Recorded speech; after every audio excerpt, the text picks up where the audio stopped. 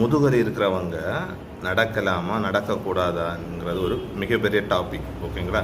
சில பேர் சொல்லுவாங்க நடக்கலான்னு சொல்லுவாங்க, சில பேர் சொல்லுவாங்க நடக்கக்கூடாது, மேக்ஸிமம் நல்லா ரெஸ்ட் எடுங்க அப்படின்னு சொல்லுவாங்க.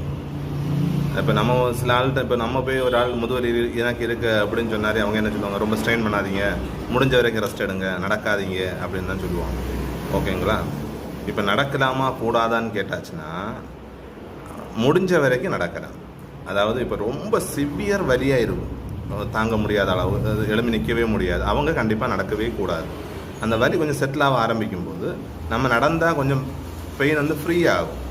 அந்த ஸ்டேஜில் பார்த்துக்கிட்டோன்னா ஒரு 10 to 15 மினிட்ஸ் நடக்கலாம். அதுவும் நடக்க முடிஞ்சு, அது வலி ரொம்ப கூடிச்சுன்னா அதுக்கு முன்னாடியே ஸ்டாப் பண்ணிடணும். அதுக்கப்புறம் பார்த்தீங்கன்னா வலி ஓரளவுக்கு ஒரு 80% 90% சப்சைட் ஆனதுக்கப்புறம் முடிஞ்ச வரைக்கும் நம்ம யூஸ்வலாக பார்த்தீங்கன்னா 1 கிலோமீட்டர் 2 கிலோமீட்டர் வாக் பண்ணுற ஆட்கள்னா கண்டிப்பாக அது நடக்கணும். ஓகேங்களா?